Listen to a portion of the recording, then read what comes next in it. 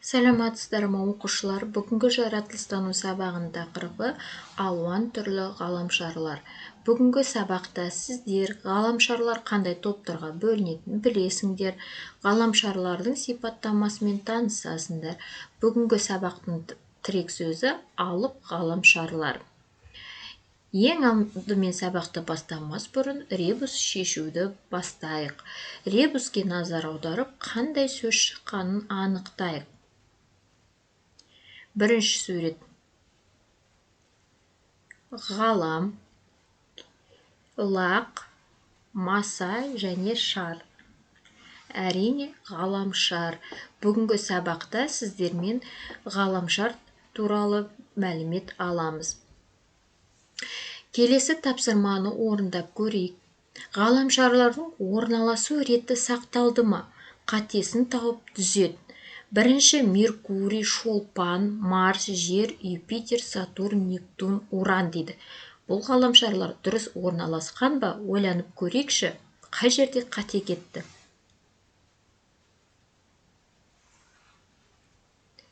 Ал енді өздерінің жауаптарында тексеріп көріңдер. Меркурий, Шолпан, Жер, Марс.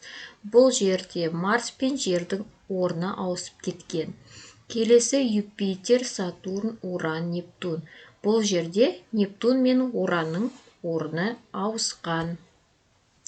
Келесі осы сурет арқылы ғаламшарларды екі топқа бөліп көр. Ғаламшарлардың сипаттамасына қара. Бұл төрт ғаламшар қандай? Бұл төрт ғаламшар қандай? Екі топтың айырмашылығы бар ма? Әрине бар. Алдыңғы төрт ғаламшар кішкентай, ал қалғандары үлкен. Ал қалай ойлайсыңдар, ғаламшар бір-бірімен соқтығысуы мүмкін бе? Жоқ, бұл ғаламшарлар бір-бірімен соқтықпайды. Өйткені олардың өздерінің жүретін айналатын жолдары бар.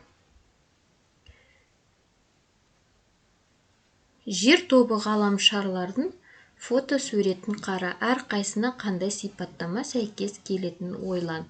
Жаңағы алғашқы күннен кейін төрт кішкентай ғаламшар жер тобы ғаламшарларына жатады. Енді қараймыз. Жер, Шолпан, Марс, Меркурий. Осы ғаламшарлардың астындағы сипаттамаларды бір-бірімен сәйкестендір. Таңға жуық және кешке қарай көрінетін жұлдыз, ол қандай ғаламшар? Бұл ғаламшарлардың біреуі жұлдызға жатады екен. Ол әрине Шолпан. Қызғылт сары дақтары және екі серігі бар ғаламшар, ол бізде Марс. Тіршілік белгілері бар жалғыз ғаламшар, ол Жер. Ең жеңіл әрі күнге ең жақын орналасқан ғаламшар, ол Меркурий. Осы төрт планетаның ішінде жалғыз Жерде ғана тіршілік бар, қалған ғаламшарларда тіршілік жоқ. Сонымен ғаламшарлар екі топқа бөлінеді: жер тобы және алып ғаламшар. Жер тобына Меркурий, Шолпан, Жер, Марс жатса, алып ғаламшарларға Юпитер, Сатурн, Уран, Нептун жатады. Жер тобында ғаламшарлардың серіктері аз немесе мүлдем болмайды.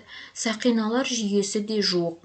Олардың беткі қабаттары қатты болады. Бұл ғаламшарлар күнге ең жақын орналасқан. Одан кейінгі алып ғаламшарлар төртеу: Уран, Сатурн, Нептун, Юпитер. Уран негізінен мұздан тұратын көгілдір түсті ғаламшар. Сатурн сақиналар жүйесі бар жалғыз ғаламшар. Яғни Сатурннан басқа ешқандай ғаламшарда сақина жоқ. Нептун күннен ең алыс орналасқан өте қатты жер болып тұратын ғаламшар. Юпитер ең үлкен ғаламшар болып табылады. Алып ғаламшарлардың қатты қабаты болмайды. Олар күннен алыс орналасқан. Мөлшері мен массасы бойынша олар үлкен. Ал сен білесің бе, ең тегіс қозғалатын ғаламшар күнге жақын Меркурий. Ал ең баяу қозғалатын ғаламшар барлығынан алыс орналасқан Нептун. Енді Уран туралы қызықты ақпаратты тыңдап көрейік. 1781 жылы неміс астрономы Гершель ашқан екен. Күннен шыққан жылуды жерге қарағанда 400 есе кем алады, 15 серігі бар екен. Күнді 84 жылда бір рет айналып өтеді. Келесі зерттеу жұмысын жүргізейік. Күн жүйесінің үлгісін жаса дейді. Сіздерге керекті заттар, әртүрлі топтар, ермек саз. Зерттеу жоспары: өздеріне сұрақ қоясыңдар, болжам жасайсыздар, ресурстарды пайдаланасыздар, қорытынды жасайсыздар. Тәжірибе жүргізу кезінде қауіпсіздік техникасын естен шығармаймыз. Сонымен бүгінгі сабақта сіздер ғаламшарлар атауын білдіңдер. Ғаламшарлар тобын күн жүйесіндегі орнын анықтадыңдар, талдадыңдар, салыстырдыңдар. Енді сіздерге келесі тапсырма. Бұл бүгінгі сабақта өткен барлық тақырып бойынша өткен мәліметтерді қорытындылау мақсатында келесі бейне сабақтың астындағы сілтеме арқылы өтіп орындаймыз. Ғаламшарларды көлемі жағынан өсу ретімен орналастыр. Ең біріншінде мысалы ай алайық, одан кейін күнді алайық. Ай, мысалы Юпитер, жер деп қойсам, тексереміз. Бұл жерде Юпитер ғана дұрыс, қалғаны қате. Егер барлығы дұрыс болса, Юпитер сияқты жасыл түске боялады. Сондықтан бұл ғаламшарларды дұрыс орналастыру. Тапсырмалардың барлығын орындап болсақ, кері байланыс жасайық.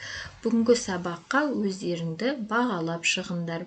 Егер барлығын білсеңіздер, бүгін мен көп білдім деп белгілейсіздер. Сабақ маған ұнады, түсіндім деп белгілеуге болады. Және түсінбедім, менде әлі сұрақтар бар деп белгілеп жібересіздер.